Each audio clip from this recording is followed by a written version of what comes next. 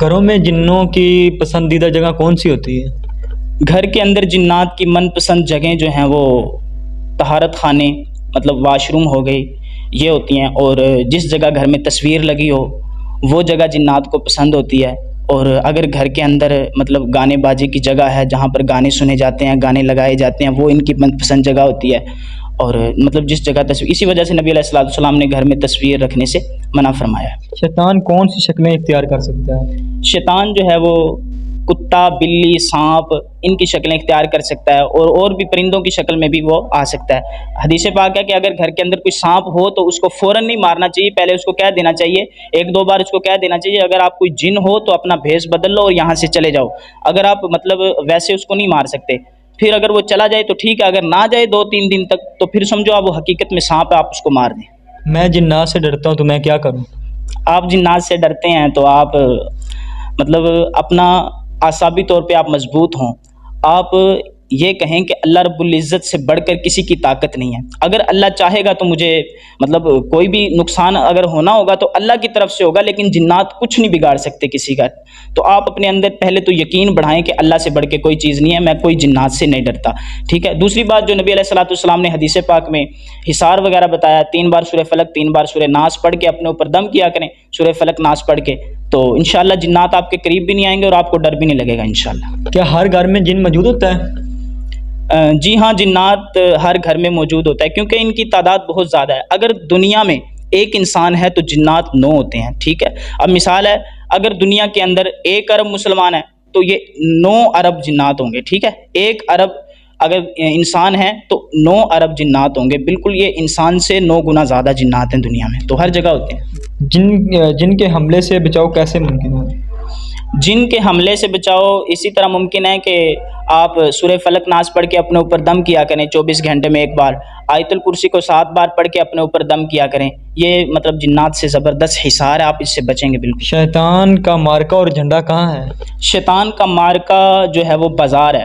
نبی علیہ الصلوۃ والسلام نے ارشاد فرمایا کہ تم بازار میں سب سے پہلے داخل ہونے والے اور سب سے آخر میں نکلنے والے نہ بنو، کیونکہ شیطان کا مارکا یعنی حملہ کرنے کی جگہ بازار ہوتی ہے، اور حملہ کرنے کی جگہ اس کی بازار ہوتی ہے، اور وہ اپنا جھنڈا وہاں پر نصب کرتا ہے۔ اور ایک روایت میں یہ بھی آیا ہے کہ جنات بازار میں انڈے دیتا ہے اور بچے دیتا ہے۔ شیطان کہاں بیٹھتا ہے؟ شیطان کے بیٹھنے کی جگہ میں حدیث پاک میں نے پڑھا تھا کہ شیطان جو ہے، نبی علیہ الصلوۃ والسلام نے ارشاد فرمایا کہ تم ایسی جگہ پر نہ بیٹھو جہاں پر کچھ سایہ اور کچھ دھوپ ہو۔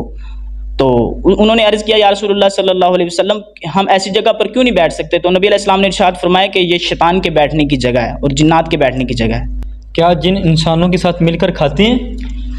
جی ہاں بالکل، جن جو ہوتا ہے یہ شیطان ہی ہوتا ہے، انسانوں کے ساتھ بالکل مل کر کھاتا ہے۔ وہ سیدنا امیہ صحابی ہیں، تو ان سے روایت ہے کہ نبی علیہ الصلوۃ والسلام نے ایک شخص کو دیکھا، وہ کھانا کھا رہا ہے تو اس نے بسم اللہ نہیں پڑھی، شروع میں اس نے بسم اللہ نہیں پڑھی، لیکن جب اس نے کھانا کھا لیا، آخری لقمہ تھا، آخری لقمے پر اس نے پڑھا بسم اللہ اولہ و آخرہ۔ جب اس نے یہ آخری لقمہ پڑھا تو شیطان نے ادھر ہی قے کر دی، تو مطلب نبی علیہ الصلوۃ والسلام دیکھ کر مسکرائے۔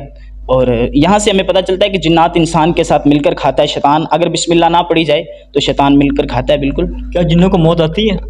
جی ہاں بالکل، اللہ پاک قرآن کریم کے اندر ارشاد فرماتا ہے کل نفس ذائقۃ الموت، کہ ہر جان نے موت کا ذائقہ چکھنا ہے، تو ہر چیز کو جس میں جان ہے اس کو تو موت آئے گی جی ضرور۔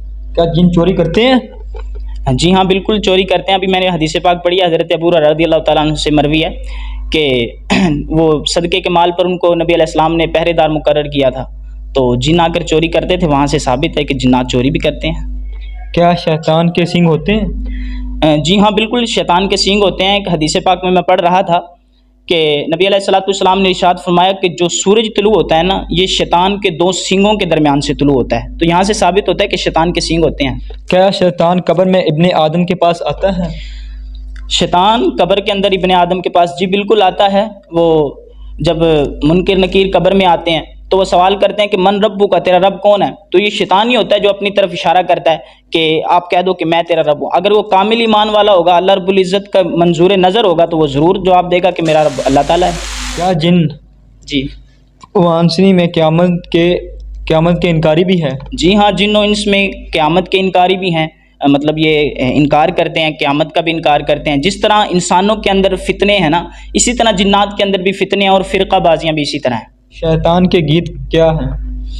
شیطان کے گیت مطلب یہ جو گانے باجے انسان مطلب جو گانے باجے سنتے ہیں وہ اس میں شامل ہو جاتے ہیں، یہی شیطان کے گیت ہوتے ہیں. شیطان اور گھنٹی کا کوئی باہمی تعلق ہے؟ شیطان اور گھنٹی کا باہمی تعلق حدیث پاک میں ہے کہ الجرس مزامیر الشیطان، کہ شیطان کی گھنٹی جو ہے وہ بانسری ہے. جادو کیا چیز ہے؟ جادو ایسی چیز ہے کہ مطلب اگر کوئی بھی آپ مطلب پڑھائی سے کسی بھی چیز سے آپ کسی پر علم کرتے ہیں تو وہ اس پہ مطلب ہو جاتا ہے. مثال آپ کسی بھی نیت سے، مثال آپ ایک میاں بیوی ہیں تو آپ ان کو جدا کرنے کی نیت سے کوئی پڑھائی پڑھتے ہیں یا کچھ کرتے ہیں تو مطلب وہ کام ہو جاتا ہے، ان کے اندر جدائی ہو جاتی ہے. اگر محبت کے لیے بھی کرتے ہیں وہ محبت ہو جائے تو ان چیزوں کو جادو بولتے ہیں کہ مطلب اگلے کو بالکل. اور جادو یہ چیز ہے کہ اگر جادو کی نیت سے بندہ کسی کو جان سے مارنا چاہے تو وہ جان سے بھی مار سکتا ہے، یہ جادو ہے. کیا سحر حقیقت یا خرافت ہے؟ جی سحر حقیقت اور خرافت بالکل ہے جی. مطلب جادو حقیقت ہے، قرآن سے بھی ثابت ہے. تقریباً قرآن پاک میں 50 سے زائد آیت اللہ رب العزت نے ان میں جادو کا ذکر فرمایا ہے.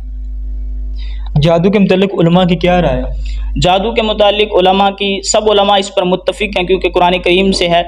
مطلب جادو جو ہے وہ قرآن کریم میں 50 سے زائد آیات میں جادو کا ذکر آیا ہے اور تمام علماء تقریباً اس پر متفق ہیں کہ جادو حقیقت ہے اور یہ مطلب جادو ہو جاتا ہے. کیا جادو کبیرہ گناہوں سے ہے؟ جی ہاں بالکل، جادو کرنا حرام ہے جی، کبیرہ گناہ ہے جادو کرنا کسی پر. اسلام میں جادو کا کیا حکم ہے؟ اسلام میں جادو کرنے والے کا حکم یہ ہے کہ وہ مطلب جادو اسلام میں کرنا حرام ہے. جادو کی علامات کیا ہیں؟ جادو مطلب اگر جادو کی آپ علامات کی طرف جائیں تو بہت سی علامات ہیں، ان میں سے چند میں آپ کو بتا دیتا ہوں. مطلب طرح طرح کے ذہن میں بندے کو وسوسے آتے ہیں اور تقریباً سر پہ یہ اس جگہ پہ بھار رہتا ہے. سب سے بڑی علامت ہے کہ سر پہ بھار رہتا ہے، کسی کام کو دل نہیں کرتا، سستی، اور مطلب بندہ جو کاروبار ہوتا ہے اس میں مطلب بہت سی پرابلمز آ رہی ہوتی ہیں اور بندہ مطلب بیمار رہتا ہے اور اس طرح مطلب یہ جادو کے علامت. جادو کا علاج کیسے کیا جائے؟ جادو کا علاج اگر آپ خود کرنا چاہتے ہیں تو اس کے تو جادو کے تو بہت سے علاج ہیں. قرآن کریم سب سے بڑا علاج تو جو قرآن کریم کی آیات جادو کے لیے اتری وہ سورہ فلق اور ناس ہے. یہ تو اتری جادو کے لیے، آپ اس کو پڑھیں روزانہ تو انشاءاللہ آپ پر جادو کبھی نہیں ہوگا. آپ ہمارے چینل سے لوگوں کو کیا پیغام دینا چاہیں گے؟ آپ کے چینل سے لوگوں کو یہی پیغام دینا چاہوں گا کہ آپ اللہ والوں سے صحبت رکھیں.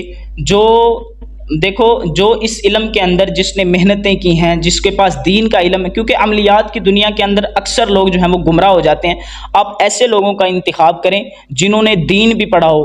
یہ نہ ہو کہ آپ 2 نمبر عاملین ہوتے ہیں جناب، ان کو نہ دین کا پتہ، کلمہ بھی سیدھا پڑھنا نہیں آتا، وہ لوگ بیٹھے ہوتے ہیں ان کے پاس علم نہیں ہوتا. الحمدللہ جتنی چیزیں میں نے آپ کو بتائی ہیں جنات کے متعلق، یہ قرآن سے ہیں یا حدیث سے ہیں. اس سے باہر میں نے کسی عامل کا آپ کو نہیں بتایا، کسی کا میں نے آپ کو نہیں بتایا. یہ سب کچھ قرآن اور حدیث سے میں نے آپ کو بتایا. تو آپ اس طرح کریں کہ جب بھی آپ نے کسی عامل کے پاس اپنا علاج کروانا ہو تو یہ نہ ہو کہ آپ علاج کروانے جائیں اور اپنا ایمان بھی وہاں پر بیچ آئیں. تو ایسا نہیں ہونا چاہیے. آپ اللہ والوں کے پاس جائیں جو اس کو سمجھتا ہو، تو اس ایسوں کے پاس جائیں تو اللہ تعالیٰ انشاءاللہ آپ کو ضرور شفا دے گا.